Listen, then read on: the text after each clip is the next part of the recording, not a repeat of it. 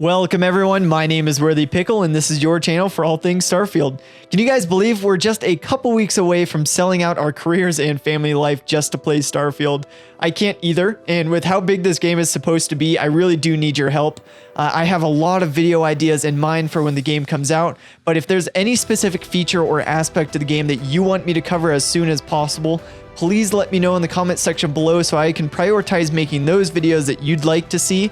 And then, of course, I'll drizzle in the videos that I want to make as well. With that being said, let's go ahead and jump into the video that you came here for. Starfield is one of the most ambitious games ever made. It amazes me how technology has brought us to the point in gaming where we can explore over 1,000 planets and have near limitless options on how we play a game. The beauty of Bethesda games is not in their graphics, their storytelling, and it's most definitely not in their ability to release a perfectly polished game. But the thing that makes Bethesda games so special is the amount of freedom that you have to be who you want to be and do what you want to do. And Starfield is no different. You have the freedom to do exactly what you want to do. If you want to strictly play the main story and then never touch the game again, you can totally do that.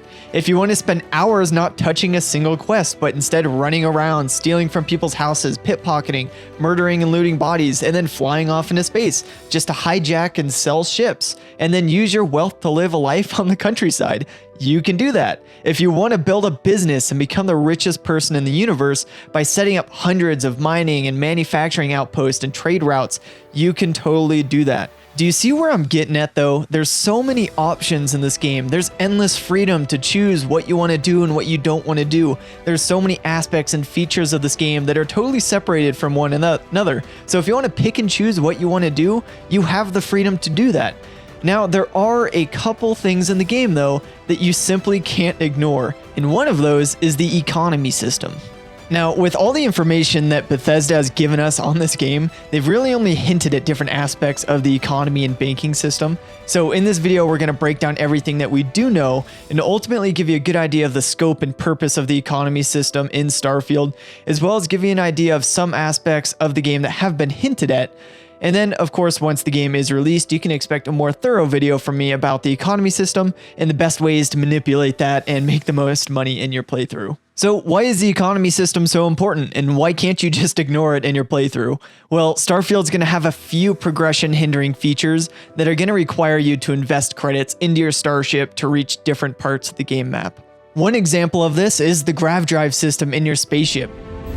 Zoom out even further to see all the systems in this part of the galaxy. Here, you can plot a course to ones that are light years away. This uses your ship's grav drive to fold space and jump to these systems.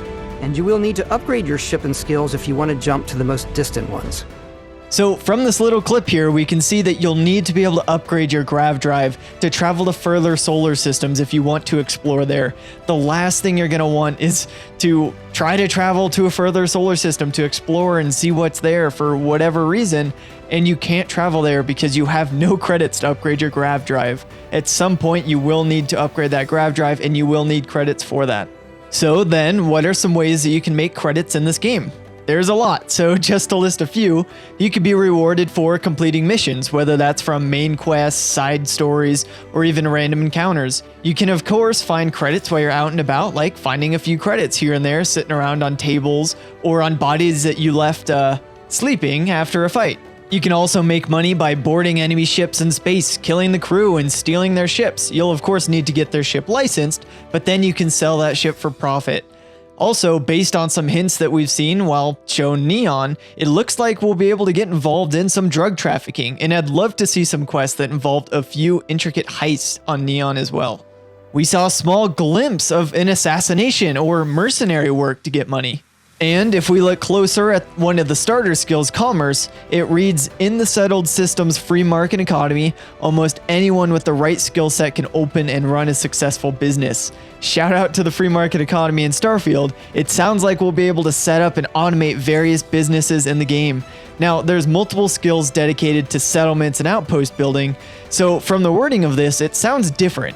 You can let me know what you guys think, but it sounds like maybe we can operate a storefront or a restaurant, earn money on the side. Who knows how in-depth this system may be, but it sounds awesome to set up a low-maintenance source of income like a business. And as I mentioned earlier, you can also build mining settlements to extract various resources across different planets.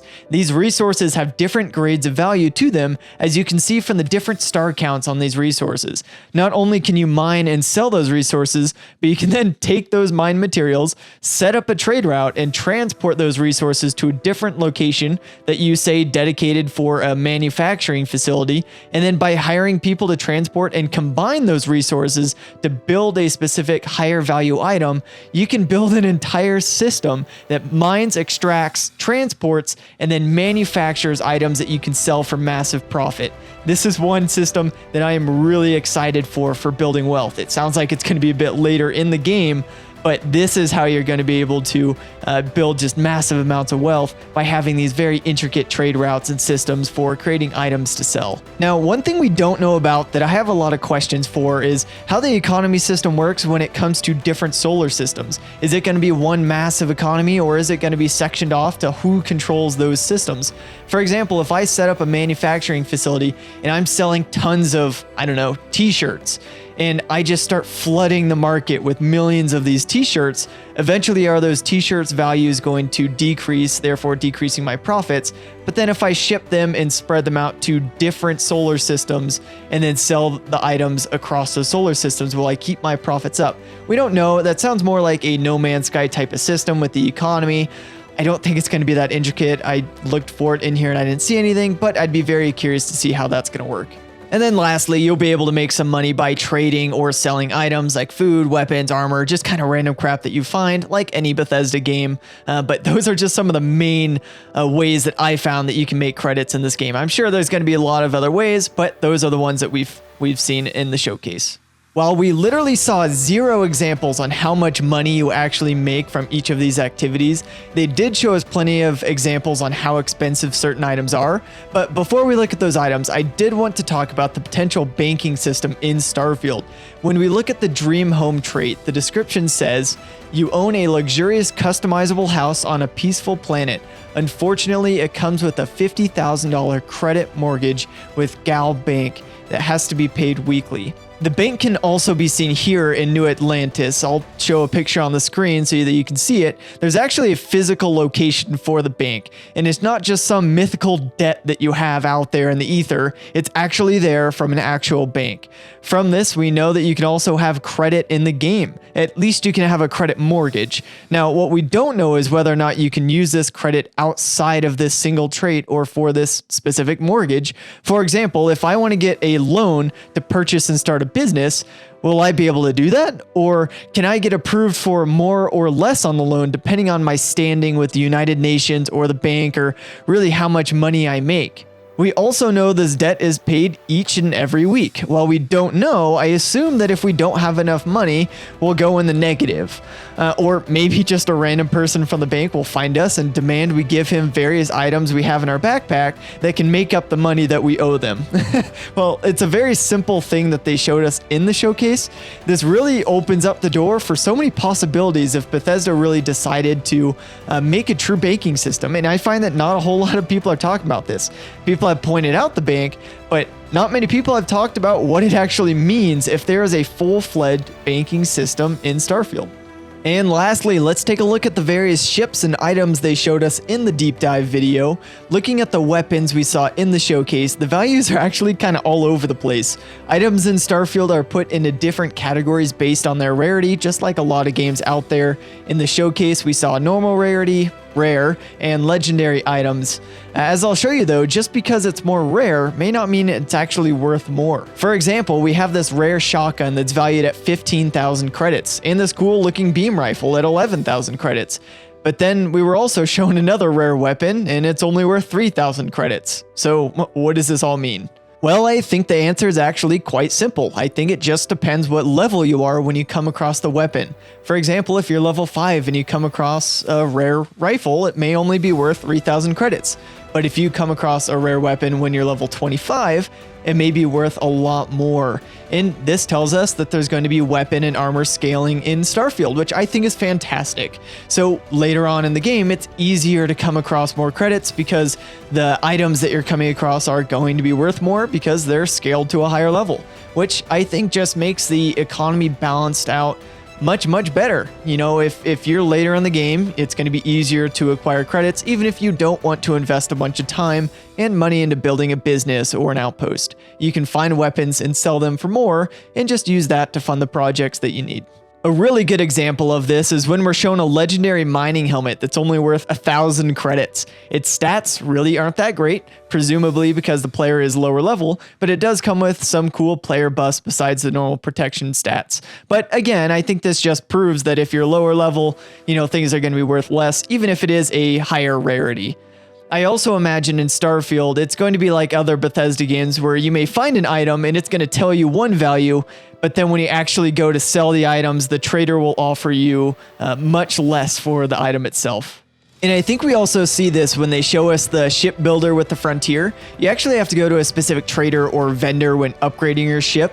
And you can see in the top right here where it shows that there's your credits and the vendor's credits that you are actually talking with a vendor here. And there's a lot of people that are actually pretty concerned that our starter ship is only worth 7,000 credits for an entire spaceship. I mean, we saw weapons or food items that cost a fraction of that, if not equal to the cost of our entire ship, and I have a few thoughts on this. One, as I mentioned before, the values shown in our inventory are often higher than what the vendors will actually pay for us. So as we see here, this is what the vendor will actually pay for us versus the items in our inventory. They're going to be valued a little bit higher. That's not what the actual vendor is going to offer us. Two, this is our starter ship. So it comes to no surprise that the ship we get for free at the start of the game is going to be crappy and cheap. Otherwise, right when we get the ship, we're just going to sell it right away to buy a different ship, right? So we kind of got to be stuck with it. It's going to be cheap and crappy. And then ships later on, as we see, are going to be worth a little bit more. Third, and lastly, Bethesda has the hard job of balancing the economy, so we can't just use a simple mechanic to make tons of money right out the gate. So while it might not make sense for the immersion side of things, it does make sense that we'll sell ships for much less than they may actually be worth or should be worth. For example, you know, we could just go out and hijack a bunch of ships, get them licensed, and then sell them for a ton of money. So it makes sense that ships are going to be worth a little bit less. So if we hijack and get them licensed, you know, it's all just this big balancing act, so we can't just break a mechanic of the game to make a ton of money. So to me, it makes sense that we may spend 100,000 credits to upgrade our ship, make it pretty nice, but then we only sell it for 50,000. It's all just simplifying for game balancing. Now, I want to stress, this doesn't mean that every ship is going to be completely worthless. They actually showed us plenty of ships that I'll show you here on the screen that are going to be very late game because they are really, really expensive. Again, this is why it's going to be so important to set up multiple income streams in this game so that you can afford these cool ships in the game. There's so much to this game that we just don't know about and don't understand. The unknown is what has me so excited for this game, and I really can't wait to get my hands on it and see what's out there. Did you know I launched a channel Patreon? If you'd like to support the channel further, consider checking it out. The link's going to be down in the description. Every dollar that is donated is being reinvested right back into the channel. Right now, I'm saving up for a gaming PC that I'm trying to build that's going to be used for reviewing Starfield mods that are going to be coming out once the game is released. So if you'd like to learn more, again, the link's down in the description, so feel free to check it out. But let me know what you guys think in the comments, what you think about this economy system in Starfield. But until next time, stay worthy.